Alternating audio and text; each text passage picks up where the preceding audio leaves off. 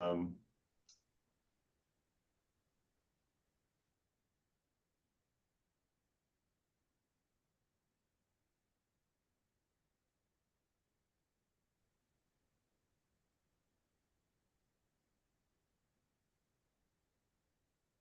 So if we're ready to go,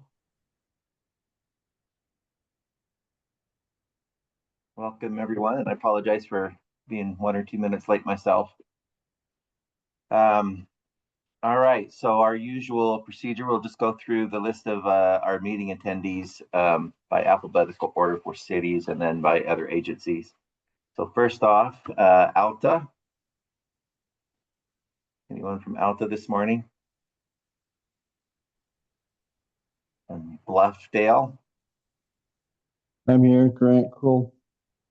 Morning, Grant. Caitlin with Bluffdale as well. Morning. City of Brighton. Here from the MSC representing Brighton. Thank you. Copperton.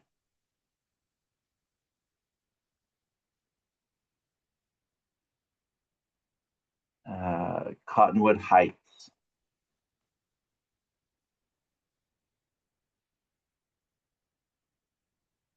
And as usual, if you've joined a little bit late and we've passed you already, just put your name in the chat. Draper. Todd Taylor, Draper City. And Todd Draper, Draper City. And Scott Cooley, Draper City, even though it says Dana Hire. Welcome. Immigration Canyon. Representing Immigration Canyon, Matt Starley, MST. All right, and I'm here with Harriman. I know we've got multiple meetings happening in the city, so I don't know that anybody else from Harriman is with us today. Holiday. This is Jared at Holiday. Morning, Jared. And Kearns. Ian representing Kearns, MST. Magna. And again, I'll raise my hand. I think we got Jeff Miller as well. Excellent. Midvale City. Adam Olson with Midvale City. Midvale City. And Wendelin Knoblauch with Midvale City. Morning. Mill Creek.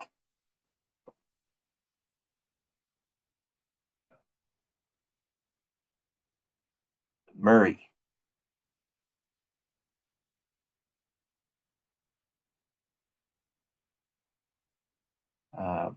Riverton. Yeah. Matt Castle. well, she still can. Because we're cost. Okay. Salt Lake City. Joe Taylor, representing sunny Salt Lake City.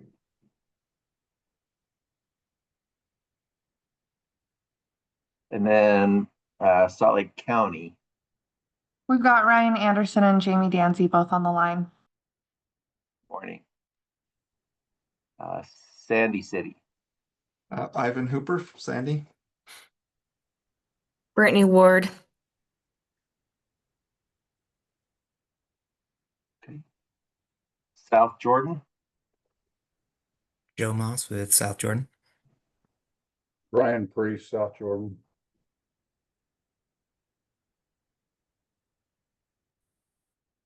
South Salt Lake.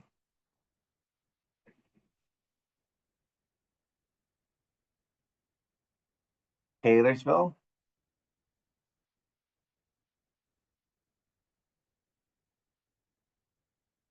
West Jordan. Taylor Jensen with West Jordan. Brian Moore with West Jordan. Morning. West Valley City. Yeah, Brock Anderson with West Valley.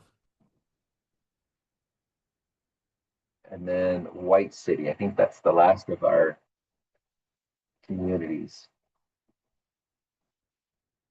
And then agencies, have UDOT on our list. Tiffany Pocock representing UDOT. Thank you, Tiffany. And Mike, UTA, Mike, Jeff Dupay said he'd be about 30 minutes late. He had a meeting conflict.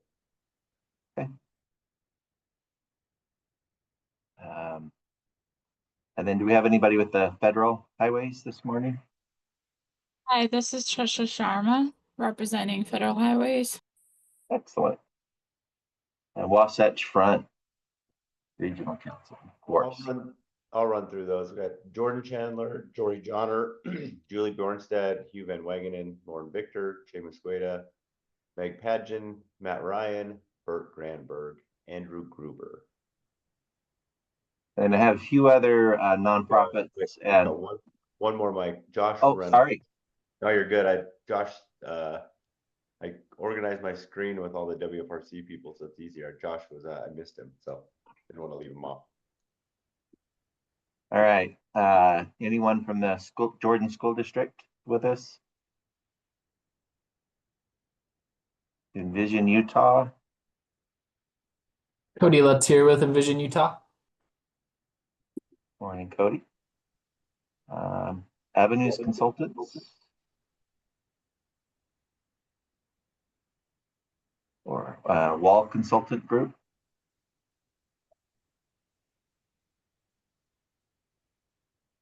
Bike Utah. And then two more. I have Somas and Baron Piers. Did I miss anybody, Jory?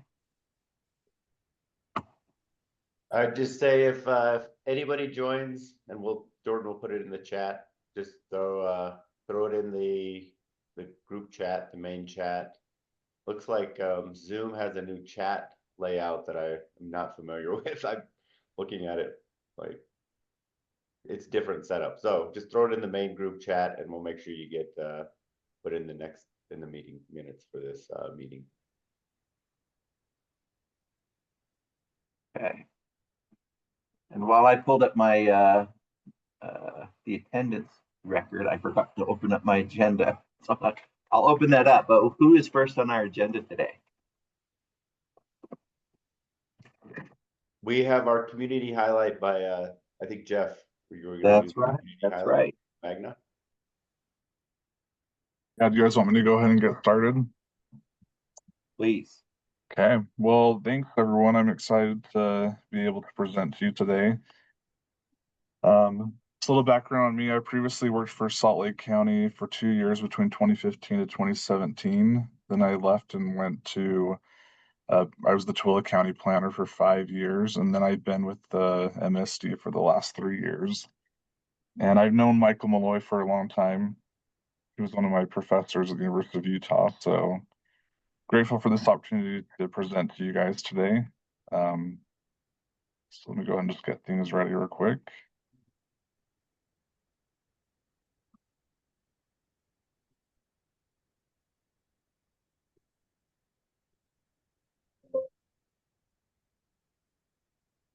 Okay, so this presentation will just be kind of a quick community spotlight on Magna City.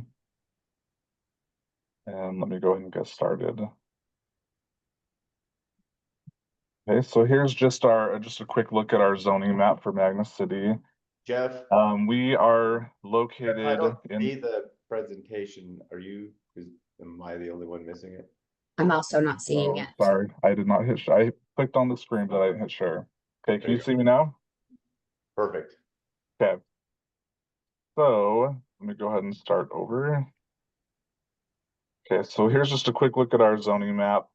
For those of you that are not familiar with Magna City, we're located in the northwest corner of Salt Lake County. The 2025 population for Magna City is 30,637 people with an annual growth rate of 0.91%. The average household income in Magna is 97,711 with a poverty rate of 8.55%.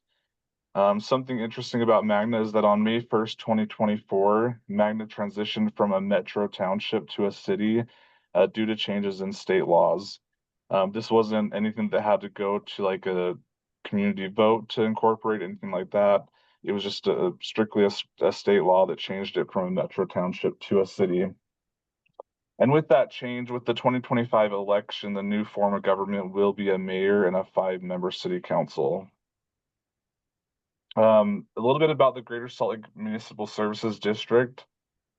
City services in Magna City are provided by the MSD, which broke off from Salt Lake County in 2015. Previously was known as the Office of Planning and Development Services. Salt Lake County Engineering did join the MSD in 2024. Our office is recently relocated from the Salt Lake County Government Center to a new office in Taylorsville, which is the old Convergys Call Center off of 4500 South and I-15. The MSD has 2 planning teams, a long-range planning team and a current planning team, each with 5 planners. And then in addition to Magna City, the MSD provides city services to Kearns, White City, Copperton, Brighton, Immigration Canyon, and other unincorporated areas of Salt Lake County. And so we're a little bit unique there in that regard. Now I'm going to go ahead and just kind of do a quick overview of development within Magna. So I'm going to kind of shift from the PowerPoint presentation to kind of just switch over to our maps. So just bear with me for one moment. So here's just kind of a greater look at our zoning map. And then I just want to talk a little bit about some development. I'm going to kind of just start from the north and then kind of just head south and just talk about a few of our things that we have going on as we go along the way. So right here is the SR 201 corridor. And then this right here is U111 or 8400 South, also kind of known as Bacchus Highway. Magna does have our Main Street corridor. We recently had rezoned that to have a downtown historic zone. This does allow for some mixed use of commercial and residential uses. And so we're kind of excited because we do have a current application to have some mixed use potential on the property. But we're kind of excited to see where that heads and goes from there.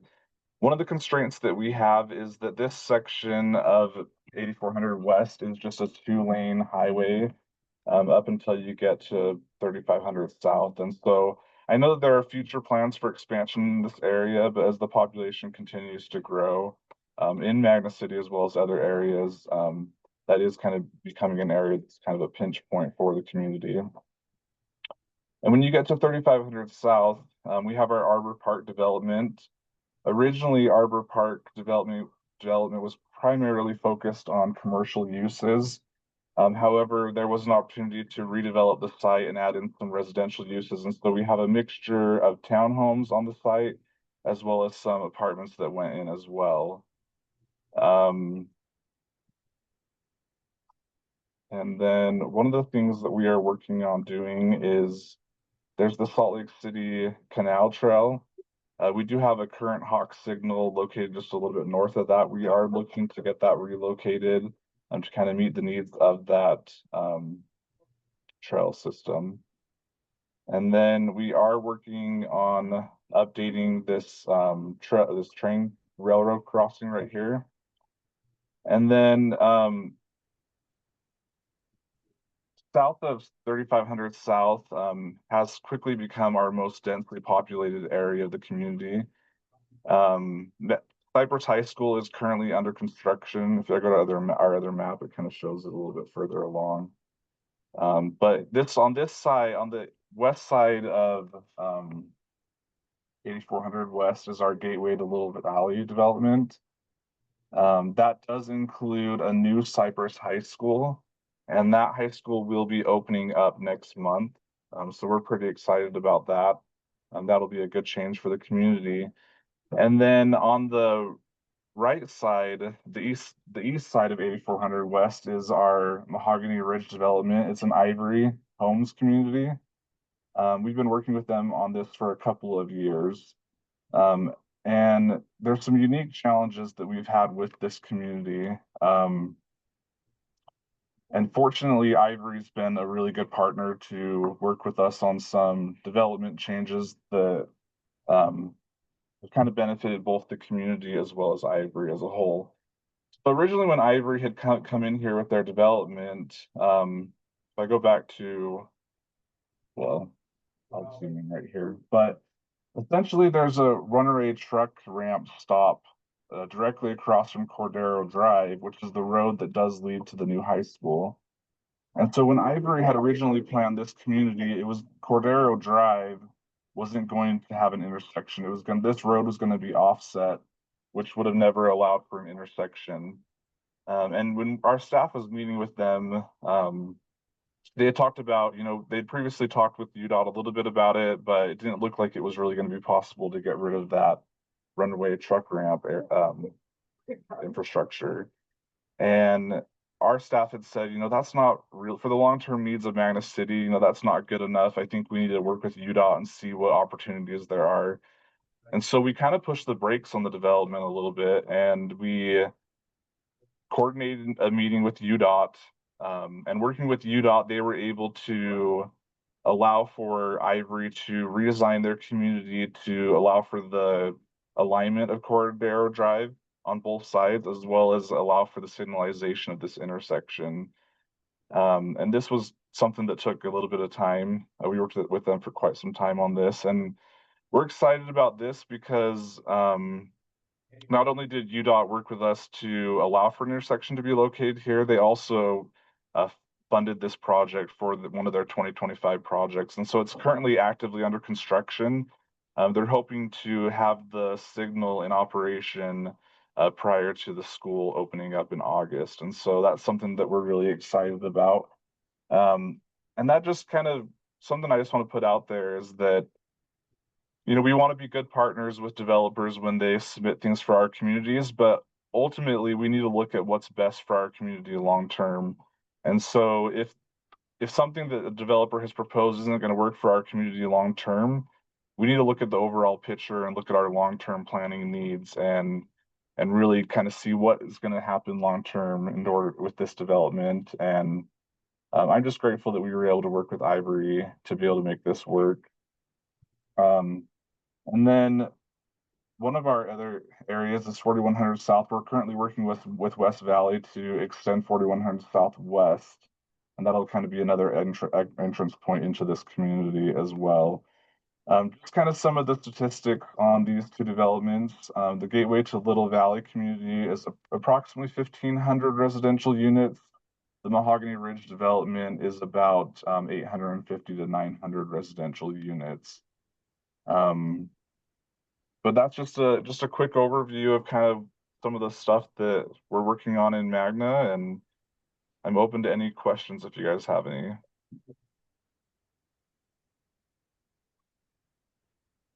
Okay. Well, Yeah, thank you guys. I drive through Magna nearly every day. And you're right, there has been a significant amount of work happening in your community over the last even several years, but especially the last few years. There's a lot happening. So I really appreciate the highlight. There's definitely a lot of stuff happening. Yeah. One last thing I just wanted to touch bases on real quick is when we did realign Cordero Drive on both sides for that intersection, the original proposal from Ivory Homes was going to have a significant number of driveways directly onto one of our neighborhood collector streets, which would have been Cordero Drive, which is Cordero Drive. And since we had to reopen the development agreement, we worked with them to make a number of significant changes that I think overall is going to make the community better as well.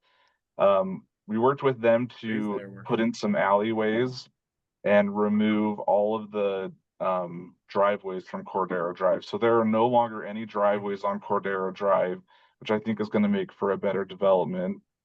And then also working with them with that change, we were able to implement not only a 10-foot trail along both 4100 South and 8400 West, but they were also able to put in a circular trail system that's going to go along the west side of Cordero Drive and loop over to 8400 West and then back around on 4100 South. So those were some changes that were definitely very important. And yeah, so that's just kind of quick overview on that as well. Jeff, Wendelin put a question in the chat if you want to grab that real quick. And let me go ahead and see if I can get back to that real quick. If not, he can ask it. He can Okay, just- yeah, we'll let him go ahead and ask. Yeah, hi Jeff. I just was interested in active transportation in Magna. I happen to live in Magna. You showed my house earlier on there. I was interested in active transportation, what's going on, and is there any thoughts how to connect or create connections to the high school other than through the 8400 West corridor? If there's been any thinking going on. We do have Matt Starley is our long range planner over Magna. I'm gonna kind of let him talk a little bit about he's passionate about our active transportation system and what we've been working on in Magna. So I'm gonna let him kind of answer that briefly. Yeah, thank you. Yeah, sure thing. Thanks, Wendell, for the question. A big part of it is what Jeff has showed us with the 4100 South and 8400 West multi-use path that'll be running up that corridor. And then, if we go a little further north on 8400 West, we have a few different projects going on there. You see the intersection changes at Cordero as well as at 4100 should make them a bit more pedestrian friendly for, just getting across that corridor. And then there at the railroad tracks, we have kind of like a sidewalk extension, a little bit wider, going on both sides of the streets. That's a project that should be under construction here soon. And then a little further north, we're hoping to be able to link this multi-use path in with the next phase of the Utah Salt Lake Canal Trail, is the line you see there going east to west. And then with that, where that red box is, we're hoping to just move that hawk signal down a little bit further, just to kind of align it with the future segment of the Utah Salt Lake Canal Trail. So, we're excited about that. We feel like that'll connect our growing southwest corner of the city with our Arbor Park Commercial Center and just make this a much more active transportation friendly district within our city.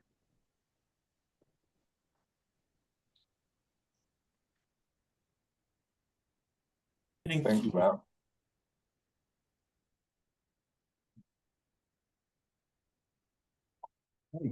Okay, well, thanks everyone. Thank you. Okay, our next item is the TLC upcoming opportunity and centers presentation.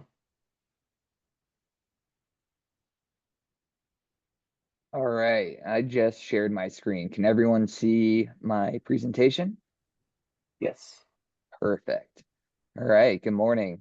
My name is Matt Ryan. I'm a community planner here at Wasatch Front Regional Council, and I'm just here to share a couple of, upcoming opportunities, as well as just give you some notice on some of the funding programs we have coming up.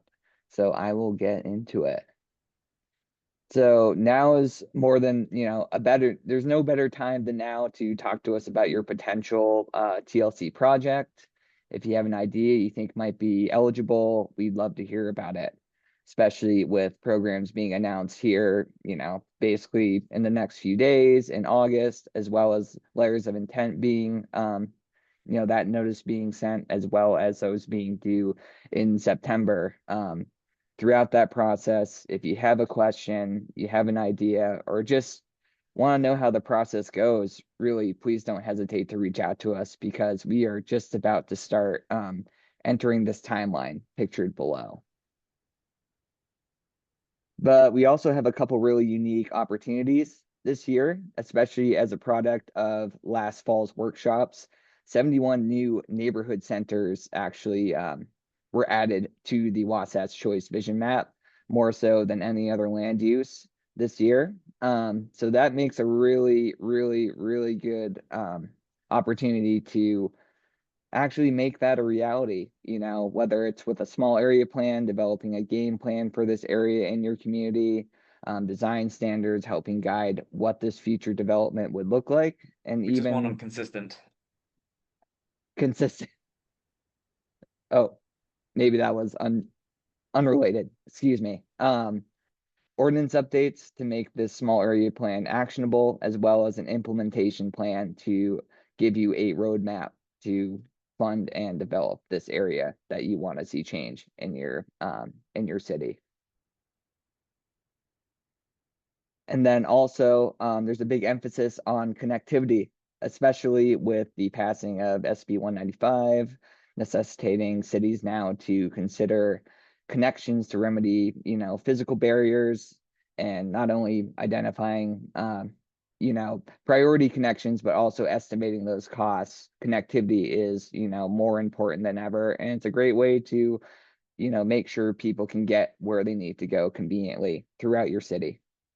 And there's a few ways that you can do this as well. If you want to increase walk and bike share in your city, active transportation plans are a great way to do so.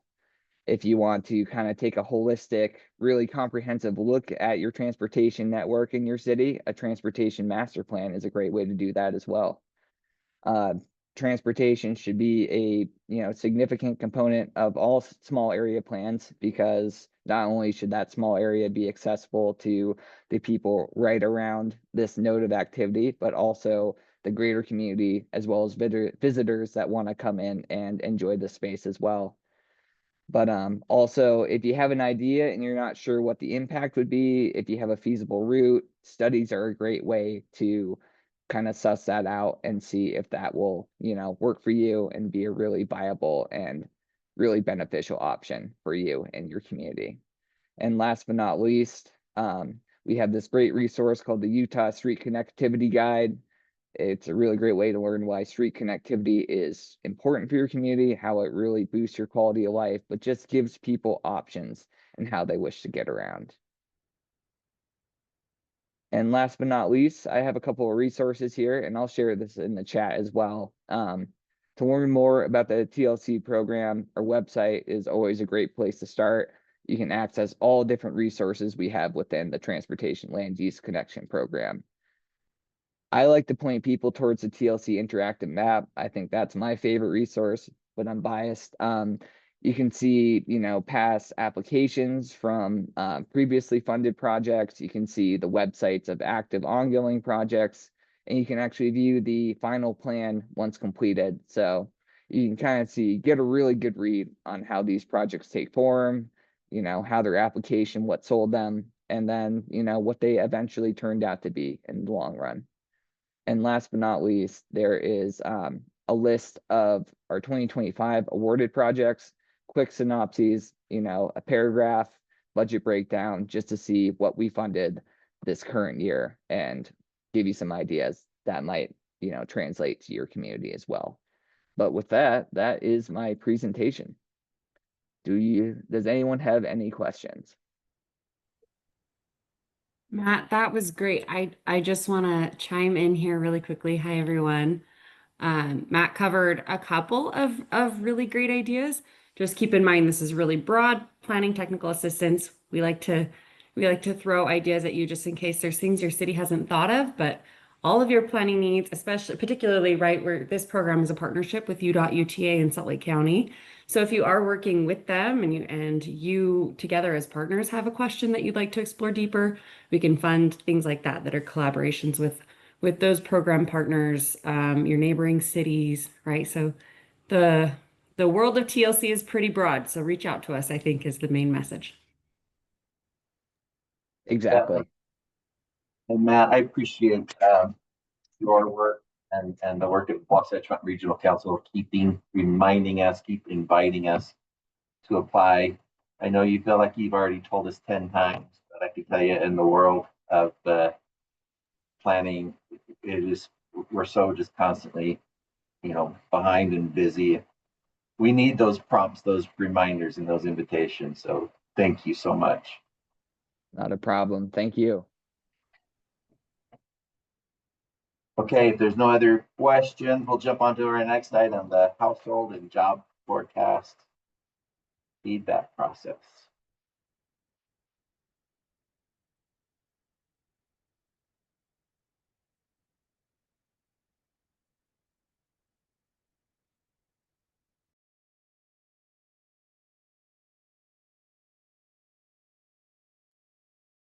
Hey, thank you. Bert Granberg with WFRC's analytics group. You can hear me, I'm guessing. Okay, great, and the screen's up. I'm going to give a little preview to something that we're hoping to work with you all on in the coming months, and that is getting feedback on our update to the household and jobs forecast for the region. We do this reforecasting every 4 years. This time we're working on the 2027 to 2055 forecast. And we're coming to you about, I don't know, I'd say 8 or 9 months ahead of where we were last time in the process. So we're excited about having a little bit more time to engage. So I'm going to give an overview of the process. I'm going to sort of preview sort of what the engagement opportunity is like. And then I'm hoping that during the presentation, you all can think about who the best contact is for us to work with in your city and drop that into the chat. And I'll remind you about that in a second. So Bert Granberg, I'm presenting sort of on behalf of myself and Josh Reynolds, who is also a point person on the forecasting process. Josh is working on the forecast, so I said I would take the lead today. Let's see if I can get my slide to advance. There we go. Okay. So our goals for this forecast, we want to use the best quality tools. We want to get great feedback.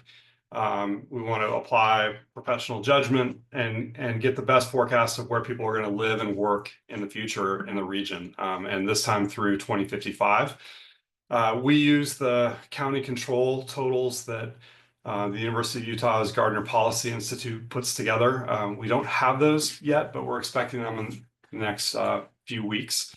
But we try to take the county level forecast for population, households, and employment and distribute it at a much finer grain level. We do this at the Transportation Analysis Zone, or TAZ level.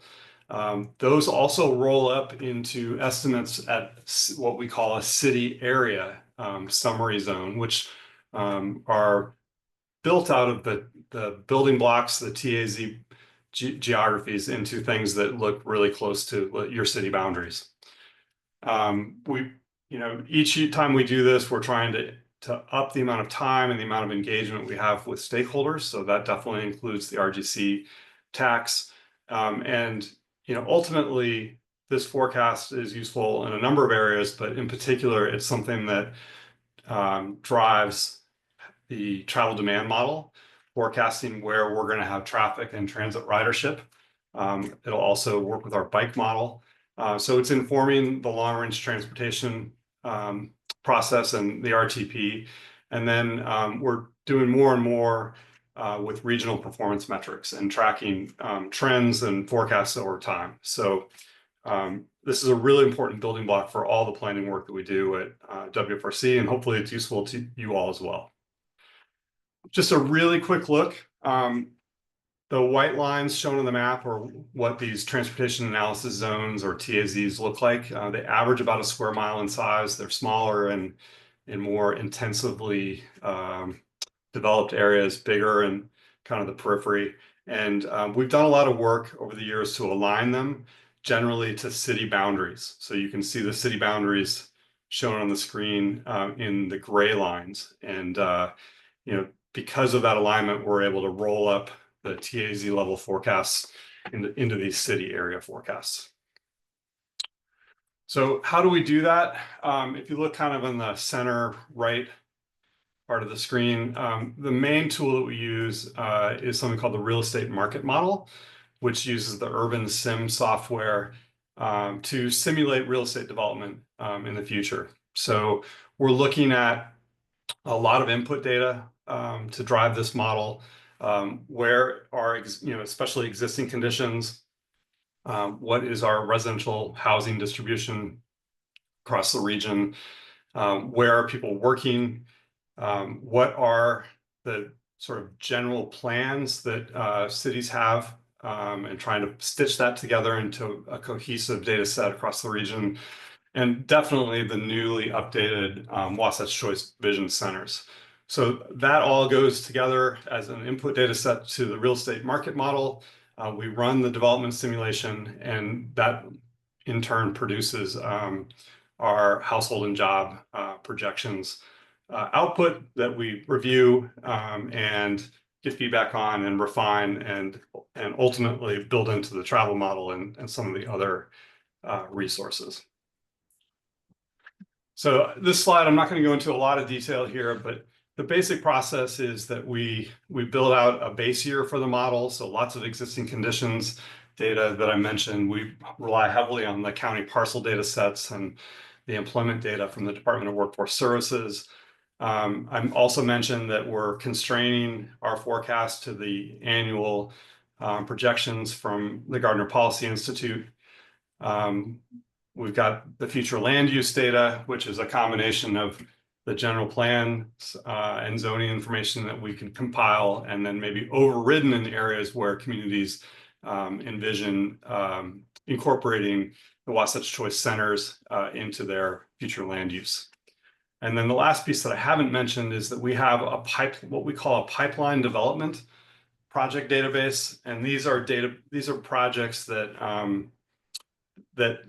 there's special projects that have a more defined timeline to them. Typically, they're areas that are owned by a single landowner that have some level of backing above and beyond the typical development, and that local government has sort of informed us about. So we can use this pipeline development database or project development database to kind of assert some near-term projects that the real estate market model might not get right in its simulation because it doesn't have that special information. And then this is iterative. We run this, we get feedback, we adjust, we run it again, and eventually we finalize our forecast. This is our modeling slide. The colored boxes here kind of show the land use model inputs, lots of data that I've mentioned, the actual model with a blue header. And of course that interacts and runs, informs the travel model on the left side. And then some of the other things that we do at WFRC, like our air quality conformity analysis and our traffic volume forecast. So that's there more for reference. Everything that we do in the modeling space, we're trying to create information products that are useful outside of the immediate process. So some of the things that I've shown get published to our map gallery, like when we prepare the residential housing data for our model, we're also pushing that out into our housing unit Explorer. We have the generalized future land use layer that we've compiled. I think it was early this year. We did an update on that. That's also something that's available as a GIS data set, and you can view it in the map gallery. And then we have an open data site. We have new URLs for these. The old ones still work, but due to our domain name change that the legislature asked us to do, we've updated the web addresses for these resources. But the open data site just lets you go in and work directly, download, connect to the data resources that we're building. So main point here is in the work that we're doing, we're trying to also create resources that others can use. Okay, so the engagement opportunity. In a month or so, we'll have a preliminary forecast, and we will share that with you and the contacts that you provide for us. We did this last time. We're asking folks to go take a look at the preliminary forecast, tell us what we got right, tell us where the REM model and its results don't look like the future that you've envisioned for some of these small areas in your communities. We have a specialized viewer that will have the ability to, you see in the red box, submit feedback. So you can click on any of the transportation analysis zones, see what the numbers are projected for that region, see a trend graph, and where you think that we would benefit from a little additional information. From you, you can submit feedback and tell us we got it too high, too low, and maybe a little bit about why that is. In the past years, I would say that we had some communities who went through and spent time with every transportation analysis zone in their area. And then we had a few that for sure focus on specific areas, but we take all that feedback, we incorporate it into our pipeline database to make adjustments in the forecast. We might follow up with questions if we have some, but it's really an important step in our process. So this is what our timeline looks like. Today, I'm hoping to get your sort of preferred contacts for us to work with in the review process, as I mentioned, either in the chat or you can email them to me. We'll have our preliminary household and job forecast ready toward the end of August. And we'll be in contact via email to invite you to begin the review process. The review process will probably be all of September and maybe a week or so at the end of August and early October. And I showed you the interactive map. You can also request to meet with us if you'd like. You're also more than you're invited to, like, if you want to work with a GIS data set, we can send that to you and you can mark it up if you'd prefer to work in desktop GIS to get us your feedback. We'll take all that feedback. We'll redo our forecasting process, and we'll have what we'll call a final draft forecast later toward the end of the year in November. And we'll start working with that draft forecast in our travel model and evaluating the long-range plan projects. And then between spring of 2026 and when the RTP gets adopted in May of 2027, we'll be making small adjustments as needed. And we're hoping that the bulk of the feedback we can get in the next couple of months. But if there's something that changes altogether, we do have some time and the flexibility to make adjustments. So we're only 500 work days away from the adoption of the RTP. So it's time to wrap up the forecasting process as soon as we can and get a quality product out there that can be used for planning. So I'll just conclude there. Let you know that Josh. Bert, you have a couple questions in the chat from Ryan. Okay. If I can hit those real quick, or Josh can. Yeah, and hopefully there's lots of contact information in the chat as well. I can ask the question outside of the chat. So first question is, how are transportation preferences or abilities of older adults considered?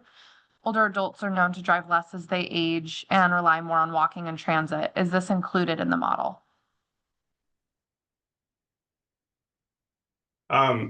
Good question.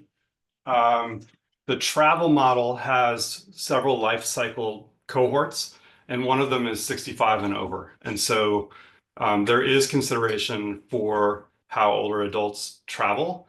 I would say that it is, I wouldn't say it's coarse, I wouldn't say it's fine-grained, but we know that their travel patterns are different. And in the travel model, there is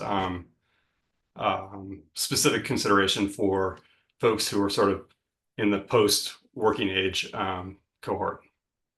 Okay, great. Thank you. And then my second question is, are population preferences considered in the model at all?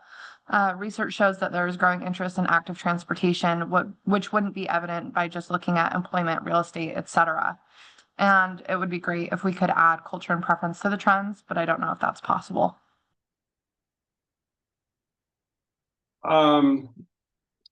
Yeah, trying to get non-motorized travel to be better reflected in the travel forecasting is something that is a strong interest of ours and something that we're working on. It's, because we're forecasting into the future, it's really important that we link it to something that we have data about the future for. And things like the land use mix that we see in this household and job forecast. So, and the land use intensity are things that are probably the easiest for us to key off of. And that tends to be what our peer organizations around the country use to try and forecast active transportation the most. So like, because we're forecasting what the future looks like and those specific characteristics, and they do relate, they do have a strong relationship to active transportation use. That tends to be where our focus is, but always open to more ideas for how to do that. Okay, thank you. Good questions. Yeah, thank you. Bert, I have to say, I'm sure that your work continued the work of previous efforts, but the data that you have been producing since your arrival upon working with Wasatch Front Regional Council has been impressive. Just continue to be amazed at all of the tools that you amass. And secondly, I love your colorful background. I think it's called the Doors of Opportunity. You win the background for today's meeting. So awesome. I love it. Well, thank you. I mean, we live in a really interesting region, and a dynamic growing area, and the data work and the modeling work is just super fascinating. So I think we're all pretty motivated to do the best job we can with the resources we've got, and to the extent that that's useful to others, that's a secondary but really important secondary goal. Can somebody help me with the chat? I see, how is fire safety and emergency egress being addressed? I think that was before. Yeah, that was okay. Sorry. Yeah. So I think we got the questions that were in the chat. So. Okay, great. I'll just say that I got tired of looking at my white closet doors during COVID. So and I don't know, colors are pretty random, but they're still I love it. Thank you. And thanks for everyone for reaching out with your preferred contact for the review process. We for sure have seen a lot of interest in the forecasts. I mean, it's informing some of the transportation project decisions for sure. Encourage you all to find a little time when our announcement comes out and engage and help us get the best forecast we can for the region. Okay. All right. So now that we haven't, is that the preferred scenario as well? Or is that a different? Yeah, that's different. Yeah. Okay. All right. I just wanted to make sure. I will share my screen. Hold on. I think we're on track, Mike. Okay. We might be a little tight at the end. So as Julie's loading this up, everybody think, who wants to volunteer for a community highlight next meeting in September? And the next September meeting is in person. So think, if you would like to host that, maybe you would volunteer that. So, but we can get that to at the end. But I think we'll have time. We definitely don't want to squeeze Dee Dee in her presentation on the UTA data. Great. Okay. Yeah, so Bert talked about some of the inputs that go into the modeling, and then today I'll give you an update of where we are in the development of the 2027 to 2055 RTP, focusing on that draft preferred scenario, as you mentioned. So as a reminder, this is the overview of the RTP planning process. We started last summer by testing scenarios and gathering input from you in our fall workshops on concepts to explore, and we've been working on these concepts and analyzing them over the last year. And then we will start later this year to finalize that preferred scenario and start prioritizing those projects that make it onto the RTP with a plan adoption estimated in May of 2027. So like Bert said, that's 500 days or something. I'm going to trust him on that. for those of us who work in a different mindset, a little less than 2 years from now. Okay, so the process to get to this draft preferred scenario I'll be talking about started with developing project ideas, running them through a screening process, and then now we're ready to get your initial feedback on these projects. So I'll start by talking about where those projects ideas came from. Of course, the draft preferred scenario is rooted in the current 2023 to 2050 RTP. This includes amendments that have been made since that adoption 2 years ago. We also held 8 small area workshops last October and November, with various staff and officials from each one of your communities, where we asked for your ideas and your vision related to active transportation, transit, roadway, and land use.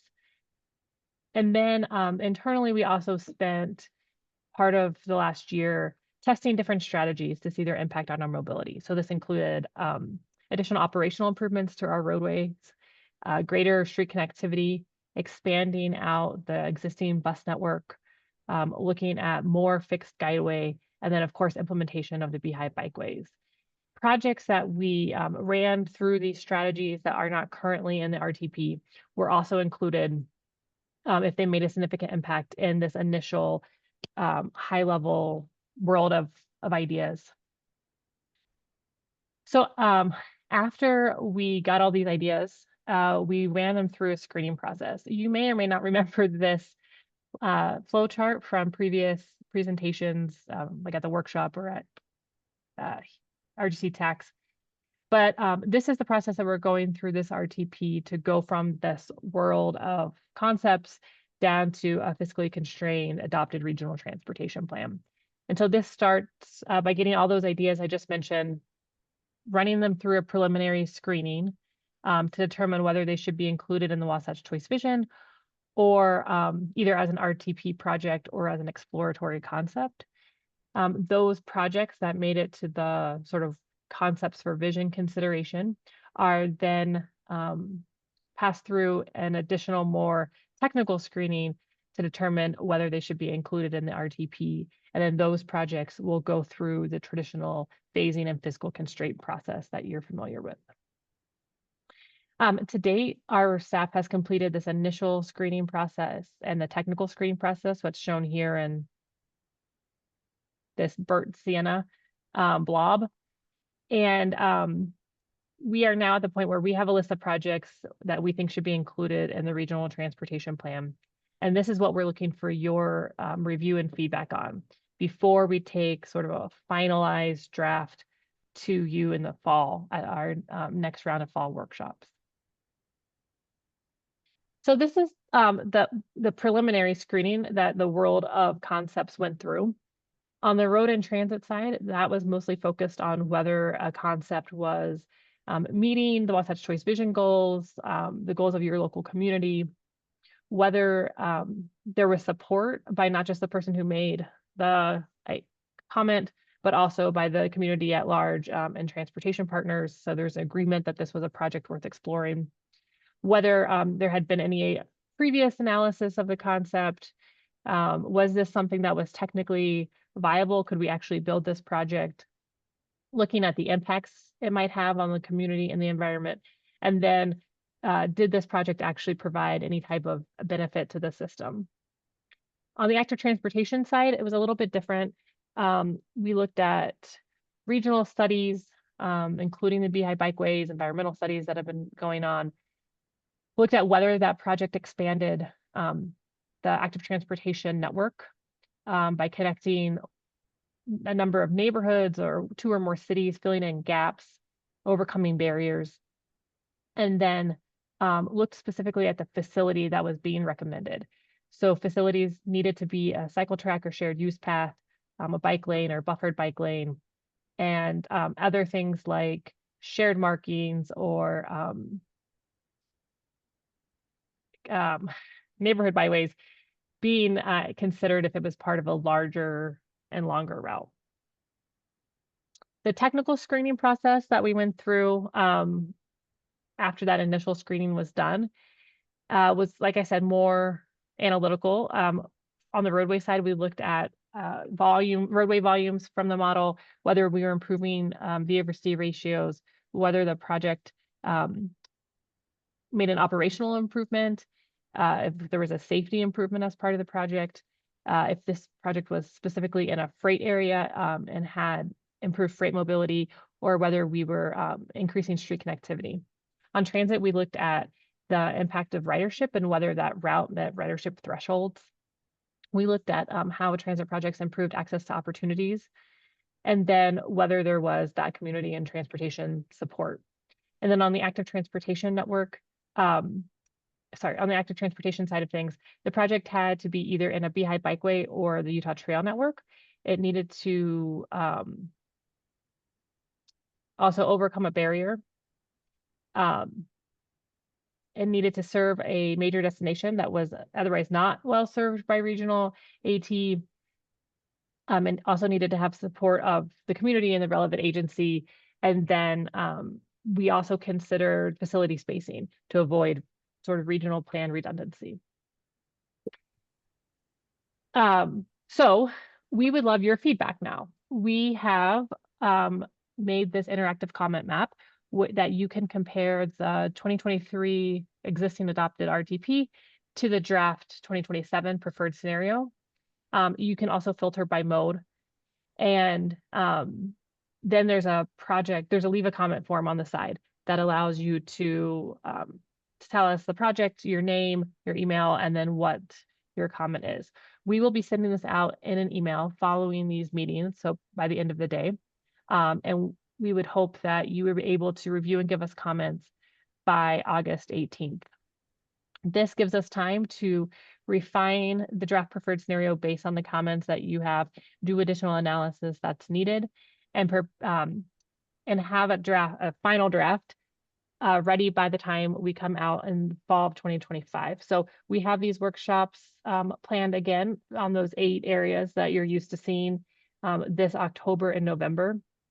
Here, we'll be asking you on confirmation of that preferred scenario. We're looking for input from your elected and appointed officials, as well as planning, engineering, and economic development staff. And that is all I have for you. So if you have any questions, I also didn't look at the chat. Okay, you guys are just responding to Bert. I'm happy to answer any questions about how the preferred scenario was developed, and you can always reach out to anyone on our long range planning staff or us as a whole at just long range and then I think, yeah, Bert or Matt mentioned that we changed our email. So it will be longrange at wfrc.utah.gov,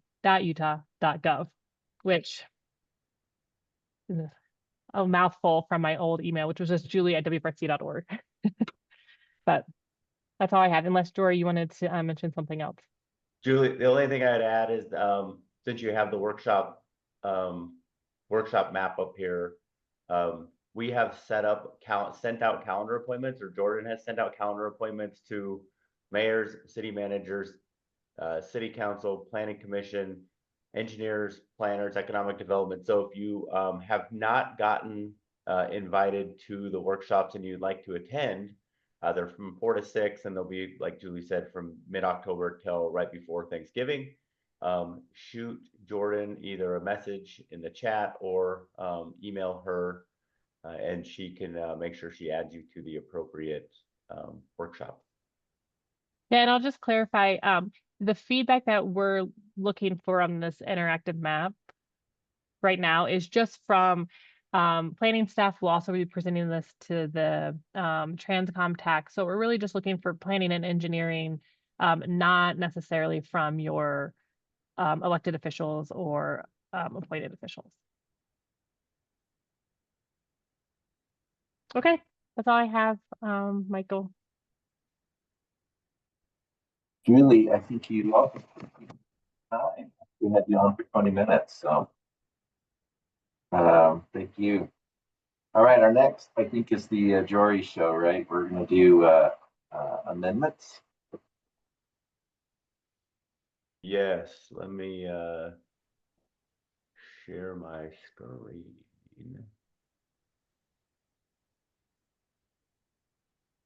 All right, I share the right screen.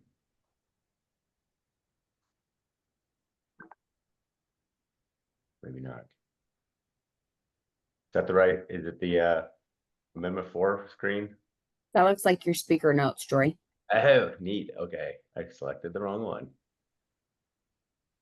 I could just let you all read it too. That would be nice. Be easier for me. All right, how about that? All right, George Honor, Director of Long Range Planning here, WFRC.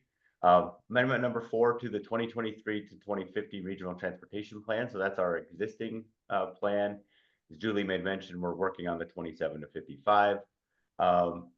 This will be our 4th amendment. So I'm just going to briefly review the amendment process, overview of the projects in this amendment, and then ask for you to act on the amendment, send it to RGC at the end of my presentation. So just as a reminder, RTP is developed on a 4-year cycle, has a financial plan, fiscally constrained. It conforms to applicable controls, goals, budgets for on-road mobile sources. So that's our air quality conformity. And then it ties to the future land use plans and the Wasatch Choice vision. It's divided into phases, each about a decade long, both for identifying when a project's needed and when funding is expected to be available between now and 2050. And then always as a reminder, the RTP is the starting place for projects to move forward in prioritization of federal, state, and local funds. Obviously, periodically adjustments are needed. This plan is not set in stone during the planning cycle, so things change. Funding availability, local or state needs, modification and ties to land use might change, outcomes in environmental analysis or other studies, or we update timelines for development of a project. So the amendment process maintains the rigor of the planning process. So it includes review of a financial constraint, public input, and air quality conformity. And the amendment process for each of the 3 amendments are outlined here on the right side of the screen. The amendment number 4 includes all level 4 or all level 3 full amendments. So those are include new air quality conformity memo, 30-day public comment period, and review by RGC TAC, RGC, and then final approval by the regional council. We have reviewed all the projects with the interagency consultation team, and the financial constraints have been reviewed by Federal Highways. And then on the next slide, I'll kind of talk about the project types that fit these categories. And then you can see here just in the gold dash, this is where we are in our process, asking for your review before we go to RGC. So here are the categories. As I made mention, level 3 full amendments include principal arterial freeways, and then fixed guideway transit facilities and stations. So they're the big projects, transit roadway projects that would require air quality conformity determination. So let me provide you with a brief highlight of the projects, and then I'll go into a little bit more detail. So we have 3 project amendment changes in number 4. First, projects on Legacy Parkway to update the need, fiscal constraint, cost, and lane types. The second project is on I-15 up in Box Elder County, and will update the need and financial constraint of the phase, while the third project is to remove a project in Box Elder County. So go into a little bit of detail on these. So the first project in the plan that we're looking to amend is adding a lane in each direction to Legacy Parkway between I-215 on the south end and US 89 and I-15 interchange in Farmington on the north. So the current RTP shows the project is needed in phase 2 and fiscally constrained in phase 3. And UDOT has assessed the I-15 Farmington to Salt Lake City construction project. They've concluded that moving the Legacy Parkway widening project to phase 1 would provide some significant benefits. So initial analysis shows that better traffic flow during construction of the I-15 project with the added capacity on Legacy, time savings of 9 to 12 months to the construction of I-15. They can be a little bit more aggressive in their construction schedule. Cost savings on the project of roughly $200 million by moving this project in front of the I-15 project, and then safer working environment for those building the project. So a lot of good benefits there, and to the I-15 project by moving this one up. Because of these significant benefits, UDOT has requested Legacy Parkway widening project be moved to phase 1. And then we update the project cost and change the status from what was in the current RTP as high occupancy toll lanes, HOT lanes, to general purpose lanes. So the savings of I-15 would allow the legacy project improvements to be accelerated. So that $200 million earlier will cover this project. And then the funding for Legacy Parkway would come from the Transportation Investment Fund, and is significantly less than would be needed to maintain traffic flow on I-15 without additional lanes on Legacy Parkway. So a lot of detail and information and analysis going. UDOT's working on the state environmental study right now as we speak. UDOT has also requested that the I-15 widening project in Box Elder County is currently in the RTP be moved up from phase 2 and fiscally needed phase 2 and fiscally constrained unfunded to be needed and fiscally constrained phase 1. Funds have been identified by the Transportation Commission that took place in June, and it would replace the need for the I-15 operational passing link project, so RB17, that is currently in phase 1, fiscally constrained due to the heavy amount of truck traffic in the area. And financially, it made more sense to widen the project rather than put in passing lanes now and then come back later and widen the other segments. So really this second project and the third project go hand in hand because we're recommending moving the widening project up in phase. We don't need the existing phase 1 operational passing lanes project. So we would be removing this project from the plan. So couple more slides here. So per the RTP amendment process, we've prepared a set of technical considerations similar to the considerations when we developed the plan over the last 4 years ago.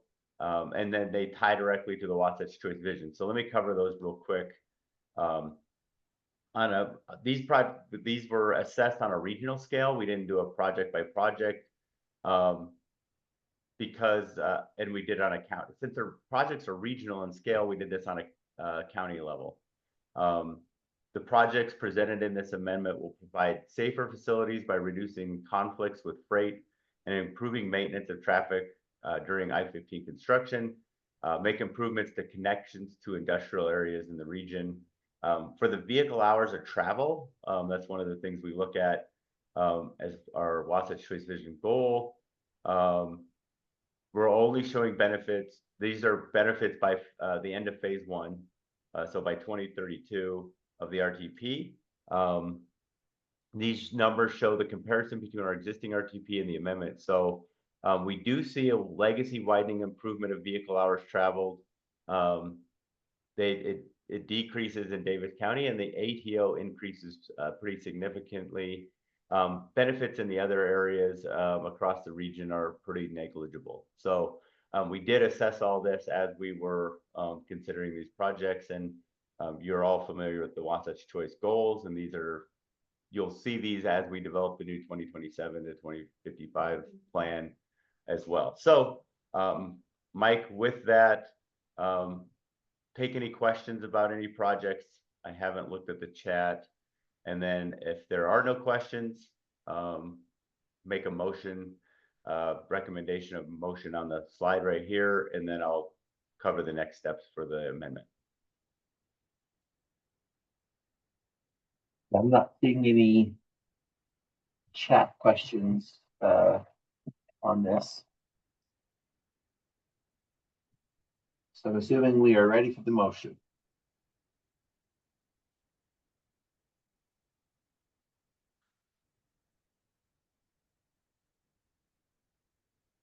Volunteers?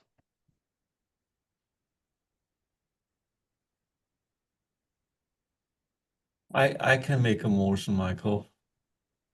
This is Wendelin. I make a motion to recommend that the Regional Growth Committee review and release the Level 3 full amendment projects and the supporting air quality conformity determination to a 30-day public comment period for amendment number 4 to the 2023 to 2050 RTP.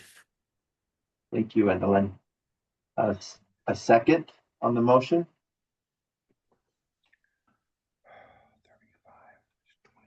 I'll second it. Matthew Castle, Riverton. Thank you, Matthew. Okay, and I presume all in favor, say aye. Aye. Aye. Aye. Aye. Aye. And any opposed? Okay. All right. Excellent. Appreciate that. I'm realizing I think I'm going to switch and move this next step slide ahead of the motion. It probably makes a little bit more sense. You see the next steps and then the motion reflects those next steps. So appreciate that. We're going to go to Regional Growth Committee, they'll review the projects and then release it to a 30-day public comment period. So we'll go to public comment from about August 22nd to September 22nd. We'll send out notice to Box Elder and Davis County Council of Governments as part of our process, just informing them that there are level 3 projects changing in the regional transportation plan at that same time. And then post comment period, we'll review those comments with the Regional Growth Committee, ask for a recommendation at that October 16th meeting. And then October 23rd, we'll review the comment for approval at the meeting. So appreciate that all, and back to you, Michael.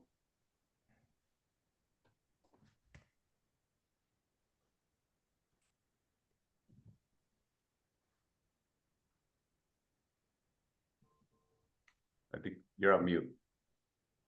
Apologize. So our last item is going to be the UTA onboard survey, and then following some other business.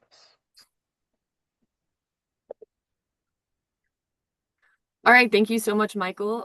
My name is Dee Dee Murray. I'm with UTA in the Long Range and Strategic Planning Department, and I'm just going to take a moment to get my screen shared with you all. Just want to make sure that you can all see it. Is that visible? It's coming. There you go. Wonderful, thank you. And my camera's not working, but I do not have a background that's as aesthetically pleasing as Bert's, so you are not missing out on much. Thank you again. This is a presentation on our 2024 onboard survey. This is something that we conduct every 4 years on our modes, and we do it for multiple reasons. First, it fulfills our federal requirements with the FTA under Title VI regulations. But its use goes beyond that. We also use it to develop demographic profiles, understand fare usage and trip information. And these data points are used as inputs into the travel demand model and other forms of ridership modeling. And I also want to mention, we do a bunch of different types of surveys at UTA. This one is specifically looking at the rider demographic profiles and trip patterns, but we do offer an annual survey that is like our customer experience survey, which looks more into the customer experience and customer satisfaction. So this one is more so just looking at the demographic profiles. The 2024 survey was conducted between February and April of last year. We used a consultant that we used in our prior survey, which was RSG. They did our 2019 as well as our 2015. So they're really familiar with the area and they're very familiar with our system. They conducted surveys on our buses, rail, and our on-demand service. And it was exciting because we added some additional surveying in both our modes and our sample size. So we added to our on-demand service, and we also did about a 2% sample size of our weekend. We conducted 2 types of surveys. We did an origin destination survey and an on to off survey. The origin destination is where we capture those demographic and travel patterns. And the on to off helps us understand where people board and alight from our vehicles. And I want to share some highlights from the survey and compare them against our prior survey, which was conducted in 2019. It's interesting to see these patterns over time. And I think what's unique about this survey is that we happen to have a bit of an anomaly in between 2019 and 2024, which was a global pandemic. So it was really great to see what has changed and what has remained consistent. So I know we're short on time, so I'll try to be swift going through these, just showing some of our gender and age profiles. We found that it's been mostly consistent with gender and age. We have majority male riders, and also a majority of our riders' ages are 34 and under. Over half of our riders earn less than $45,000 per year.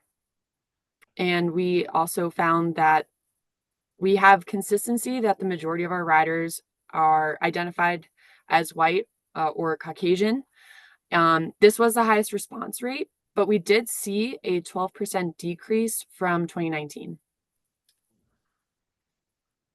Another data point is vehicle availability, which looks at how many working vehicles are available in the household of that rider. And we found that overall, across all of the modes that were surveyed, 30% of respondents indicated that they do not have a working vehicle available to them in the household.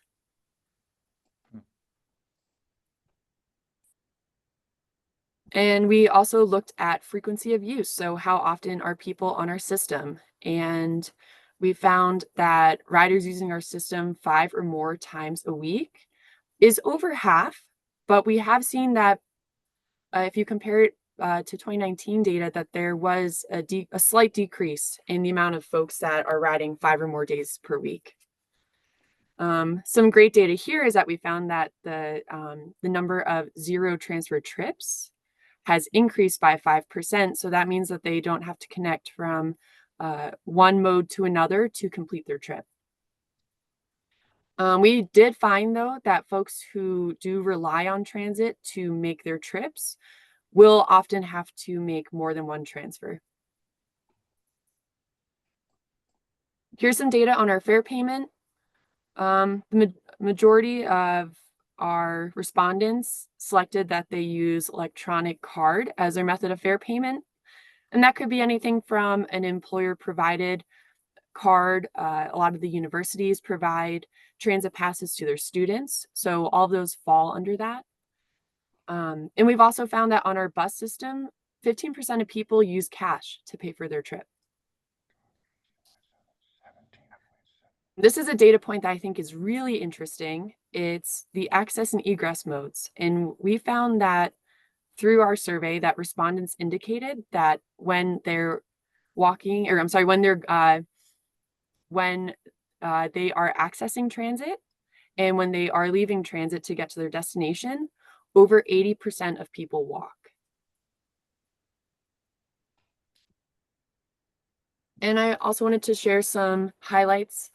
Because we did on demand for the first time ever, we wanted to just show some of the information that we found was important. So we collected 74 OD surveys on the on-demand service, and we found that from that sample size, 33% do not have a working vehicle in the household, and that 78% do not possess a driver's license. And I also indicated the zones that we surveyed in. So that's South Davis, Salt Lake City, West Side, South Salt Lake County, and Tooele. And here's some highlights from our weekend. We only did a 2% sample size on here, so it was relatively low.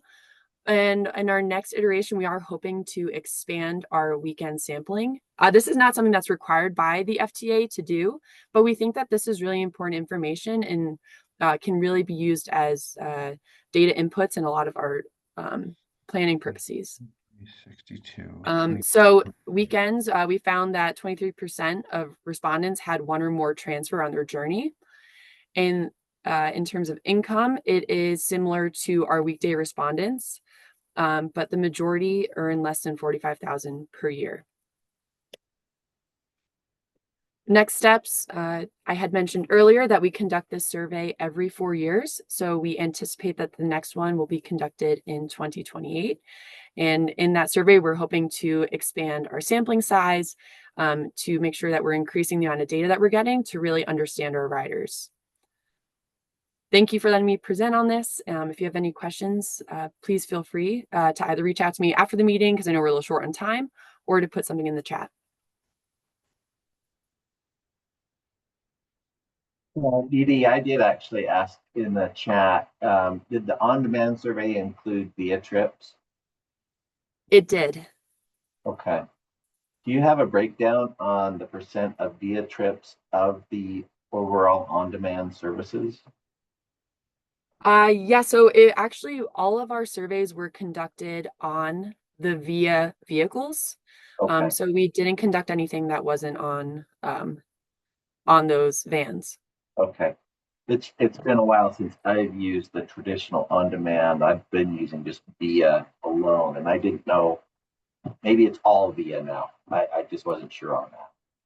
Oh, sure. Yeah. So UTA contracts with VIA. So all of the vehicles that are used for the on-demand service are provided by VIA. Okay. Okay. Thank you. Any other comments or questions on this? Okay. I'm a transit fan, so I love this. Dee, one thing I noticed on your slide that showed transfers, that it was 0% of 3+ transfers. So it's something good to think about, you know, as we're planning our future networks, that no one's going to take that many transfers just because you have to wait for the next bus or train and then wait again and then wait again, and it just adds too much time. So, you know, as we look to at least in the RTP or the UTA long range transit plan, we should keep that in mind, that two transfers probably are max. Yeah. Yeah, Jory, that's a really good point. I mean, from the side of the rider experience, it's a much better ride, but it's also reflective of efficiency of the network when there's fewer transfers. So that's a really good point. Thanks for bringing that up. Yeah. I know when I use it to come to work, I'm 2 transfers. So, Bert okay. Michael, Bert had his hand up. Yeah. Oh, please. Hey, thanks. Dee, great presentation. I just want to let people know, just since there are some questions about the travel model and specific populations and how people travel via transit earlier. We use the onboard survey extensively. We analyze it for transit use patterns to support the travel demand model. And just thinking about what Dee presented, things like access and egress modes are something that we've looked at in depth, as well as the transfer rate. So we try to build in sort of a realistic representation of those and other factors into the travel demand model. And our next release, which will support this long range planning process of the travel model, will have capabilities to model the VIA service, the microtransit on demand service that UTA provides, in particular from location to location within the zone, which is the majority of those trips. So yeah, we love the onboard survey, exclamation point. Yeah, agreed. That was excellent. Okay, other business. I know we asked about having a community highlight at our next meeting. I was selfishly wondering about Copperton, but certainly somebody else could step forward if they're interested.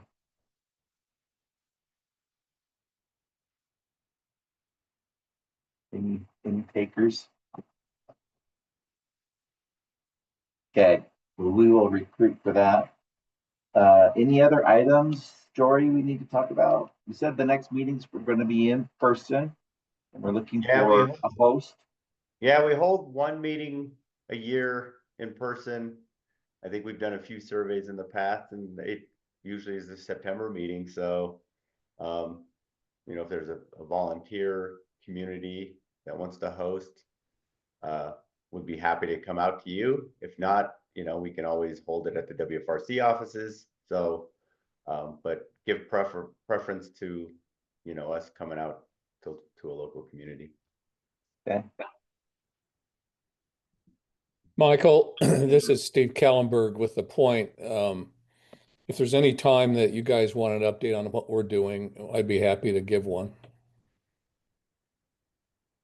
Would we do that as our community highlight? Why not?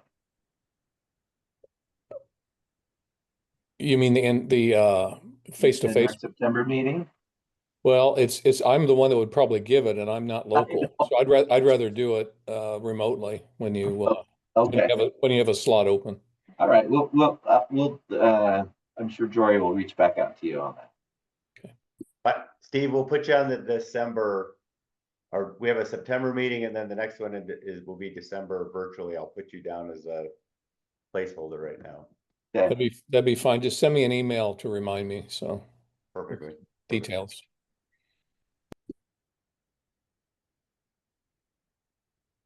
All right.